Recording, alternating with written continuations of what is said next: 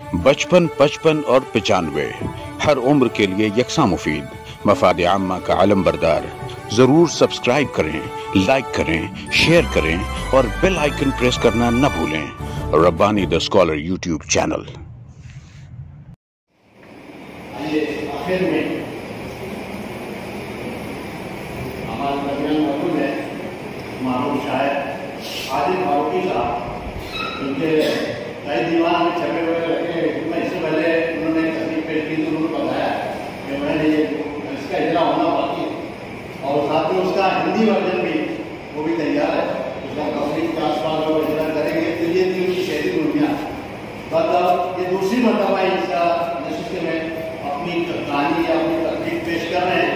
मैं उनको यहाँ पर मतलब कर रहा हूँ। आदिल फारूकी साहब अपनी तस्वीर आए और अपनी तस्वीर यहाँ पेश करें। ये मेरी पहली दूसरी तकलीफ है। दो गीत रखे हैं, उसी उम्र से मैंने उसका अनुमान रखा है कि मेरे गांव का कहा है, मेरे शहर का मुकाम। मेरे गांव का कहा, मेरे शहर का मुकाम। शेख अहमद सईद शहर के 99 लोगों शुमार किए जाते हैं। उनका कारोबार बैरून करता है। उनके दो बेटे हैं। छोटा बेटा आमिर जो आज ही पूरा 3 साल के कोर्स का एग्जाम दे रहा है, साइंस टेक्नोलॉजी। और आयशा बेगम के बेटे से आज ही घर किया है। नानी और मामू अमिर को याद कर रहे हैं और वहीं छुट्टियाँ गुजारने को गए हैं।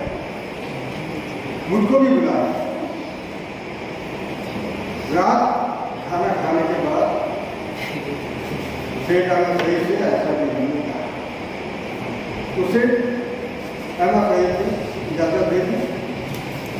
आमिर से कहा तुम अपनी नैनीताल लेकर चले जाओ, 2 दिन का सफर है।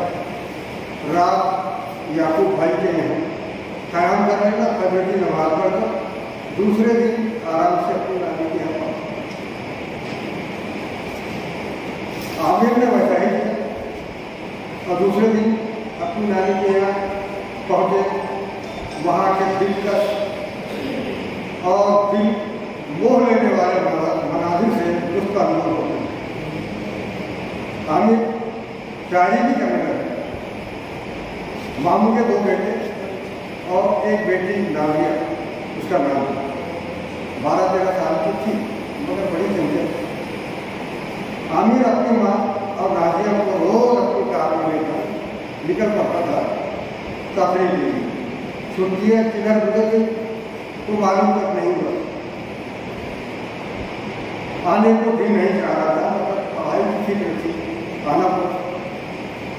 और वो पूरी यूनिवर्सिटी में सबसे ज़्यादा नंबर लेकर अब उसको अमेरिका जाना था और वो अमेरिका चला गया 5 साल के लिए। अमेरिका में उसने रात दिन एक कर दिए, बहुत मेहनत से पढ़ाई की और वहाँ भी अपने मुल्क का नाम रोशन किया और अव्वल नंबर से कामयाब होकर अपने मुल्क में। अब उसको यहाँ बहुत बड़ा कारनामा अंजाम देना है। उससे मिले नानी, मामू और नाजिया के आने। नाजिया अब जवान और खूबसूरत हो गई। आमिर ने उसको देखा तो दिखता है। आयशा बेगम ने देखा तो समझ गई और अपने बेटे आमिर के लिए अपने भाई से नाजिया को मांगी। भाई राजी हो गया तो सेठ अहमद सईद ने तारीफ तय कर दी और बारात लेकर गए और नाजिया को अपनी बहू बनाकर अपने घर में आए। सुहाग रात आमिर ने अपनी दुल्हन को 2 गीत सुनाए और खुश कर दिया।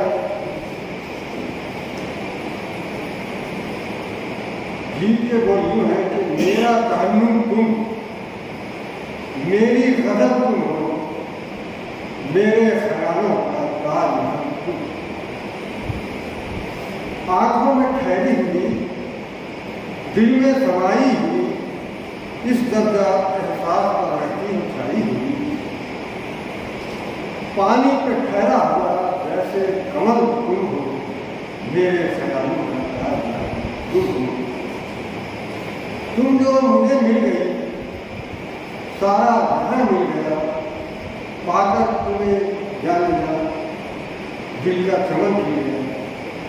चाहत का खुशियों भरा एक एक पल तुम हो, मेरे ख्यालों का प्यार। जिससे सुहाना हो दिन, जिससे हंसी रात हो, कुदरत की बख्शी हुई तुम ऐसी सौगात हो। इम्कान जिसका नहीं ऐसा बदल तुम हो, मेरे ख्यालों का प्यार। और काम चिड़ियों की चहचहाहट, न सुबह का वैसा मंजर। चिड़ियों की चहचहाहट, न सुबह का वैसा मंजर। तेरे गांव का कहाँ है मेरे शहर का मंजर। वो नदी, वो गिरते झरने, सफा बहता पानी। वो नदी, वो गिरते झरने, सफा बहता पानी। आप बता यहाँ कहाँ है हमारा सुहानी। रातों को जगमगाए वहाँ जुगनुओं के लश्कर। मेरे गाँव कहाँ है मेरे शहर का मंजर। वो पहाड़, वादियाँ, धुंध, झीलें, हंसी नज़ारे, दिल मोह लेने वाले मंजर वो प्यारे प्यारे। रोशन वहाँ की सुबहें, शामें भी हैं मुअत्तर। तेरे गाँव से मेरे शहर का मंजर। वो तरह तरह के पंछी पेड़ों पे चहचहाए। वो तरह तरह के पंछी पेड़ों पे चहचहाए। बरखा बहार उठे और खेत लहराए। आने को जी न चाहे, देखा है मैंने जाकर। मेरे गाँव का है मेरे शहर का मंजर। पनघट पे गोरियों का इठला के आना जाना, सैया की बातें करना, खिलखिल के मुस्कुराना। सर पर उठाए अपने मिट्टी की कच्ची घाघर। तेरे गांव का कहाँ है मेरे शहर का मुकद्दर। नए रंगियाँ लहू से मौसम की पेश करके, गीतों में और गदर में लफ्जों के रंग भर के। जो देखता है आमिर कहता है बंदा परवर। तेरे गांव का कहाँ है मेरे शहर का मुकद्दर। और दूसरे दिन वलीमे का शानदार प्रोग्राम हुआ। नानी मामू और उनके दोनों बेटे भी आए हुए थे।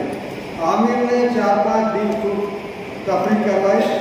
नानी मामू नानिया को लेकर चले गए। इधर आमिर अपने प्रोजेक्ट में मसरूफ हो गया। उसके दिमाग में नए नए जदीद आलात ईजाद करने का जो मंसूबा था, उसको अमली जामा पहनाना था। अब उसने शहर से बाहर बहुत बड़ी ज़मीन पर इंडस्ट्री का काम शुरू किया और नई नई चीज़ें बनने लगी। अब चीन और जापान से कोई चीज़ मंगानी नहीं पड़ेगी।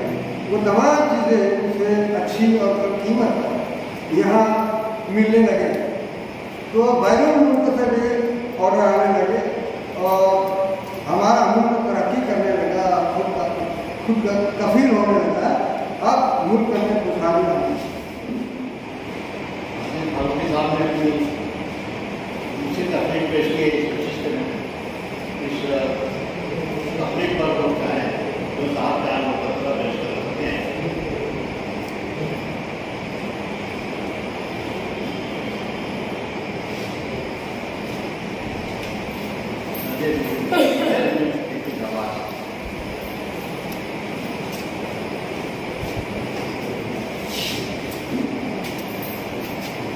गालिब ने कहा था, अगर मैं गालिब का सारा गुलाम बनाऊँ तो वक्त कम बनाऊँ। मतलब नज्म सुनाने का अच्छा गाना आता है आपको। लेकिन मेरी एक राय है कि अगर आपको नज्म सुनानी तो मुशायरों के गाने, कहानी पढ़ना है कहानी को हम लोग यहाँ कहानी सुनते हैं। कहानी कुछ नहीं थी, आपको असल में नज्म सुनाता हूँ। दूसरी नज्म तो शायद नज्म दूसरी नज्म पेश कर देंगे। लेकिन गरीबों के आपने एक बड़ा इत्तेफाक किया और जल्दी छुट्टी दी।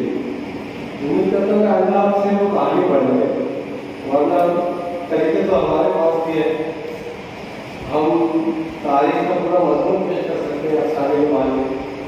कि वो जैसे क्लास में दाखिल हुआ, तारीख के हमारे जो सर थे वो मुगलों के बारे में पढ़ा रहे थे, पूरी हिस्ट्री में बयान कर दिया और फिर लोग बाहर कर दिया। तो ऐसे इंतजाम न लिया लोगों से, उम्मीद करता हूँ कि आप आसानी हो तारीख से पूरा इत्तेफाक करते हुए मैं आदि फारूकी साहब से पूछना चाहता हूँ कि शब-ए-उर्सी पूरी नर्म सुनानी गुजर गई तो वलीमा